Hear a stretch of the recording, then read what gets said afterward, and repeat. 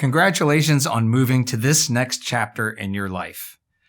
One concept I find helpful in transitions like these is understanding that all change is loss. I think you can understand that changes like losing a loved one or a job are losses which result in grief.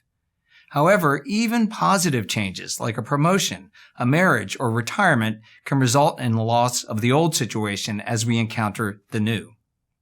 Because all change is loss, grief is involved, and it's important that we face that grief openly. This is true both for you and for the congregation that you currently serve. Acknowledging your own grief as well as helping the congregation to face its grief will enable both of you to have a healthier transition. One way to understand the stress that is involved with change and therefore the grief that needs to be processed is the Holmes-Rahe Stress Inventory. Take a moment to download the PDF that shows you the number of points assigned to different types of changes in life. As you can see, the inventory notes that the greatest stressor is the death of a spouse and arbitrarily assigns 100 points. Gaining a new family member, perhaps through marriage or having a baby, is 39 points.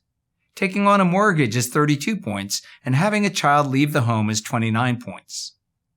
What's important to understand about the stress inventory is that you can have multiple stressors at the same time caused by changes in your life.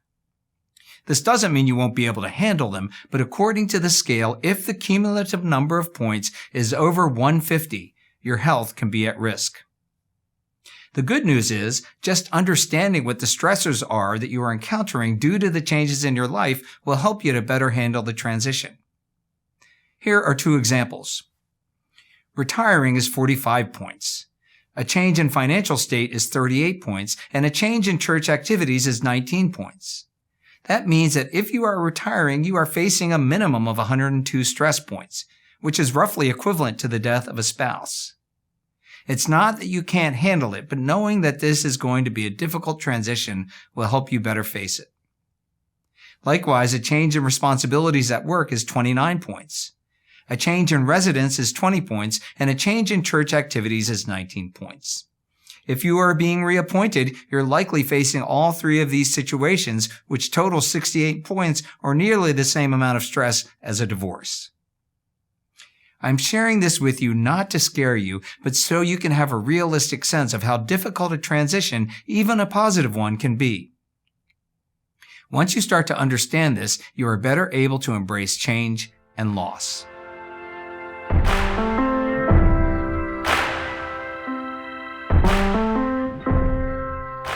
Now that you understand that all change is loss, I want to share several things that can be helpful for both you and the congregation you are currently serving to better manage this transition.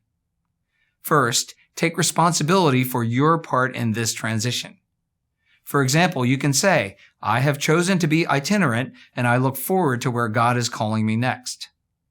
This leads to the second thing that you can do, which is don't blame others.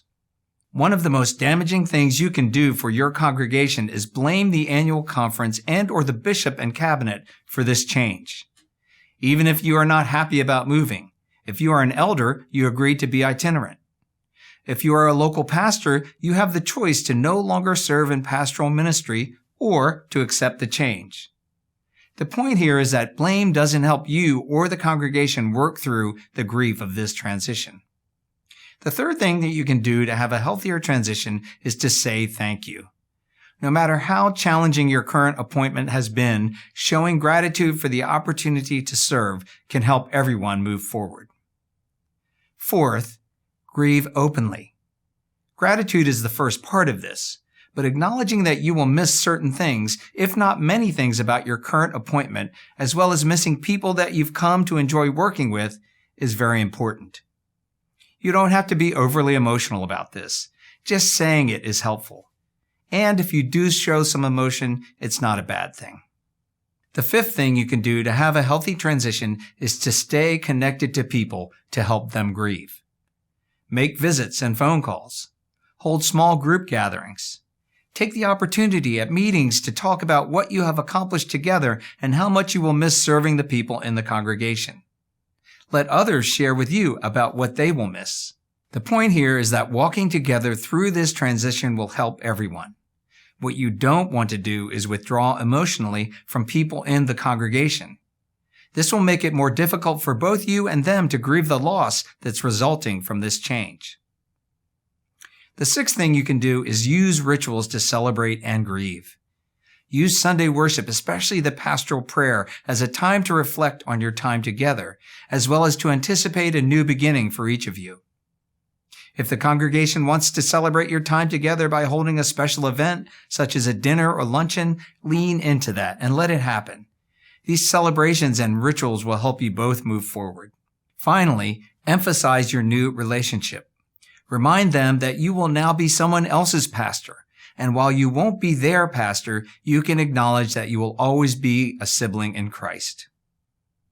Personally, I don't think you need to say, "Don't call me and don't ask me to come back and do things." You imply that when you say, "I will no longer be your pastor and you will have a new pastor."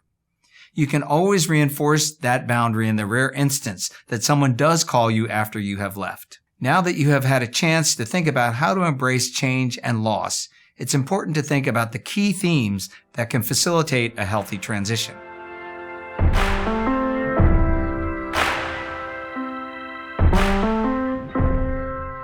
According to the book, How to Get Along with Your Church, Creating Cultural Capital for Doing Ministry by George B. Thompson, Jr., there are three main themes that you want to emphasize as you approach your transition. The first theme is accomplishment, where you say, "See what God has done in your midst." This is celebrating the ministry that you have done together. Acknowledging how God has worked through you all during your time together will help people to feel gratitude and give thanks to God. The second theme is affirmation, where you remind people that they continue to be God's people. This emphasizes that the congregation is a Christian community unto itself, and even though their pastoral leaders may change, they continue to be God's people. The third theme is anticipation. Remind people that God is making all things new. This is important because it engenders hope for the future. If the congregation is looking forward to the future, even as it grieves the loss resulting from this change, it will be in a healthy place. Our appointment system does not leave much time for grieving during your transition. It's important that you be open and intentional about the process. This is what it means to leave well, and you and your congregation will be better off for it. Blessings to you. God is with you.